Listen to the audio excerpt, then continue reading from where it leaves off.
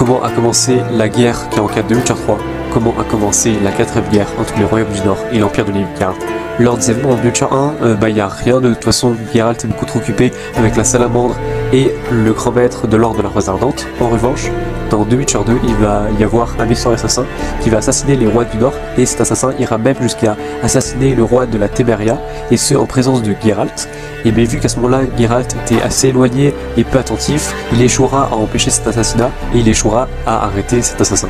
Et vu qu'il a été remarqué à proximité du cadavre du roi de la Téméria, il sera accusé de régicide. Lors du sommet,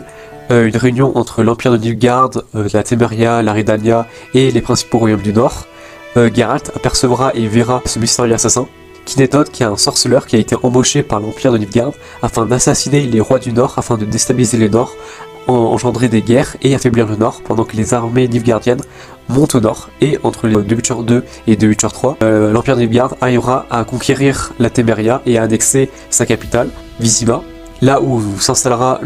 l'empereur de Nilfgaard afin de conduire le reste des opérations, la conquête du Nord. Et en réaction à cette attaque de Nilfgaard, les deux plus puissants royaumes du Nord vont s'allier, mais en fait, l'un de ces deux royaumes, la Redania, va trahir l'autre royaume et l'envahir afin d'unir un immense royaume, afin de faire face à l'Empire nilfgaardien au lieu de deux petits pays.